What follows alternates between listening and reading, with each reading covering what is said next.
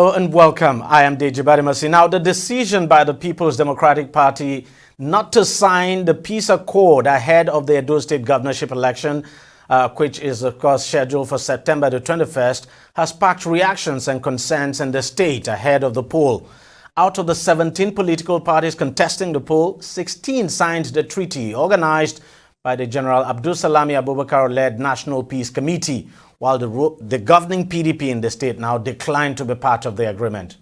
Although the Edo State PDP chairman Anthony Aziegbemi and its governorship candidate Aswe Ighodalo were present at the peace accord signing, they vehemently refused to put pen to paper as they queried the usefulness of the peace accord when 10 PDP members had been arrested and detained in Abuja without trial.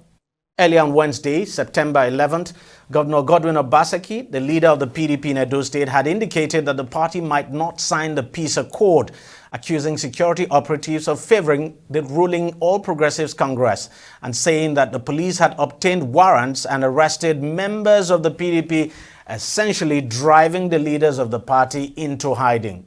Reacting to all of this, General Abubakar said the signing of the peace accord was not just a ceremony, but an important commitment to uphold the peace, unity, and democratic values of the country and also the country's electoral system. According to him, the signing of this peace accord signifies the readiness of the political parties and their candidates to place the interest of the people they intend to serve above their individual or party ambitions.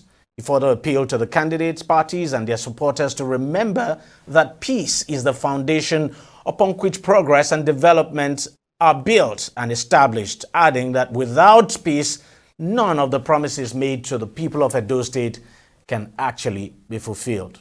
Now, joining me to shed more light on this whole development now is a spokesperson of the Aswe Ogie Campaign Council, now Tony Alile. He joins us from Benin City, that's the capital of Edo State. Thank you very much for joining us on the program. Why was it difficult for your party to sign this peace agreement despite the arrest of your 10 members? I mean, couldn't you have signed the peace agreement and still make a very strong case now for the release of these 10 of your members who were arrested? Thank you once again. You see, this particular topic you just introduced has been extensively spoken on by several commentators from PDP. The governor himself spoke on this matter and some other persons. The truth of the matter is this. PDP is a very, very peace-loving political party. And Edo State is a home of peace in Nigeria. I don't have to tell you that. So when you are contesting against a political party like the APC, I consider the party to be a drowning political party. And at that point, they are holding on to any straw they can, get their hands on. We will be signing our death warrant as a political party if we should participate in that peace accord. On all the elections that has taken place in Edo State for the past 5-6 years, when this peace accord came into being, or about 8 years ago, thereabout, PDP has gladly participated in all the ceremony, signing and all that. But a situation where our members, our core members, are being picked up. As we speak right now, there are over 80 names that are earmarked to be arrested by the APC using the Nigerian police. And as we speak, about 16 to 18 has been whisked to Abuja. If it is true that this situation that they are claiming, assuming the situation was to be true without conceding, is Abuja the jurisdiction? So these are the things that we are asking. We will gladly sign the peace accord when the Inspector General of Police can give us an assurance that there's going to be a level playing field. A situation where APC members come out openly, to rain fire and brainstorm, to call for open war. There is a video that is circulating that just started about 20 minutes ago by one APC dog called Kotisugbo, insulting the sitting governor directly and calling for war. And the commissioner of police is sitting there doing nothing about it. APC members putting on forced uniform to come out to call for outright war. The person of Blessing Agbomere, who was once an governorship aspirant, a known card-carrying member of APC. So all of these things are happening in this state. The commissioner of police is fully aware. The inspector general of police is aware, because several petitions has been written by our party, to this effect, and no action has been taken. You said that if you had signed that peace accord, it would be like signing your death warrant. What exactly Absolutely. do you mean by that? I see it more, like a bait. We are not, like I said in my opening statement. PDP is a peace-loving political party, and Edo State is a very, very peaceful state. We keep using the word Edo, not be Lagos. Edo is not in one zone. So if we go ahead to sign that peace accord, which to me, it would be the right thing to do, but in this circumstance, we will not do it because of all the things, all the indices that is pointing to violence. So when you refuse to sign the accord, then does it mean? I have given 3 to 4 instances I can continue of visible sign of things to come on the 21st of September. And we are yet to see any action being carried out by the Inspector General of Police, because, well, he's the one that is calling the shot right now. He was just recently, suspending a group that has a parliamentary backing. We'll come to that. So if we don't get at that assurance that the election is going to be free and fair, and all the people that were unjustly arrested, taken to Abuja, or released unarmed, we are not going to participate in such a call. All the things that we have heard, all that APC have been saying, calling for war, calling for this mystical federal mind, whatever that might be to them, they are all in the public domain. Everybody is fully aware of all of this. So let me ask you. So you are not going to lure us into Leader, saying that when they slap me tomorrow, because I signed one peace accord, I will not retaliate. My brother, we are going to election on September 21st. And I keep saying this to all those accused to hear.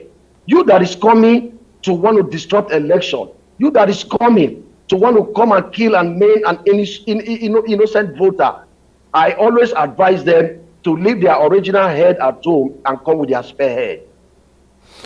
So what this means is that by refusing to sign the peace accord, you are saying that, look, you are ready for anything. If it's violence, you're ready for violence. Is that what you're saying? Or I am not going to sit down, or the party only refused to sign as a sign of protest? I'm not a violent person. What I am telling you is simple. If this election is allowed to be conducted in a free and violent free manner, PDP is very sure of claiming the victory. We have done our work. We have traveled the 192 wards in Edo State. We just concluded the 18 local government tour in a section of Oredo, where we are having our grand finale tomorrow. We have been busy meeting with the market women, campaigning from every nook and crannies of this state, talking to the artisan, meeting with people with disability, letting people know what we have to do. Our candidate is in every corner. His wife is busy doing his own. The campaign director general is doing his own. All the different support groups, also Igorado movement and so many other groups, they are all doing their job extensively. And these other guys are just sitting there believing that there's one mythical federal mind that is going to come in. The president that we all know is a Democrat. He was a front runner in the Nadeko movement. So I don't think he's going to sit over there and allow Edo to go in flame because some selfish politicians who have lost their political value, that we consider to be expired drugs, wants to find their way back to the treasury of Edo State that have looted over the time that have drawn us back, that Godwin Obaseki has now come to set the pathway for development and advancement. And this is what the man that is coming, the next governor, by God's grace, Barrister Aso Ingodaro, is going to follow on. Can you imagine the candidate of APC that they are even talking about? If, for instance, God forbid, he wins, can he even understand the handover note that Godwin Obaseki is going to leave behind? Look, my brother, this is not going to be a fight issue. Let them allow for a free and fair election. Let them allow the voters to come and vote and protect their vote. When the vote is concluded at the center, it must be allowed freely to be counted and taken to the local government, to the World Collation Center, then from there to the local government collation center, and finally to the state collation center. If all these are done peacefully, I can beat my chest and guarantee that PDP will win the election. But in the contrary, that they believe that the only way they can win this election is through violence, nobody is going to leave his head at home. You appear to be suggesting that there's just no way the APC, for instance, can win the election without violence. But just it's not suggesting. Supposing they won the election without. Excuse me now. Supposing they won the election without. I see your cameraman around. Just hold on. Just hold on. Hold on now. Talk to you about what is really on ground. Hold on. The man that they are bringing in, who was born on a date that fell on Saturday, about bearing Monday, with all kinds of things around his date of birth and so on and so forth, who cannot even face. There's going to be a debate on the 15th. Can I just ask this final question, Mr. And I am fully aware if you can hear me, just hold on. Hold on. Let me ask you. Will not attend that debate because he cannot face the camera. Point a gun to him, he will beat you and take the gun. Set the fire on him, he will quench the fire. When you point the microphone to him, he will run away because he cannot face the people. You have to tell the people what you have for the people. You must let the people hear from you how you intend to take the state forward, not by hiding behind one former governor of a state. Ms. Alile, I had one question to ask you, but unfortunately you're not listening to me. It seems you can't hear me. It is the Monday Makomisa that is contested. Let him come out and tell Edo people what is God for the Edo people and stop perpetrating violence. Supposing your party loses the election in a free and fair manner, would you accept the results? We will concede immediately and congratulate the winner. That's what I wanted to hear. All right. Thank you very much, Mr. Tony Alile, Thank you very much. spokesperson of the Aswe Ogie Campaign Council. Thanks a lot for coming on the show. Thank you. Appreciate it.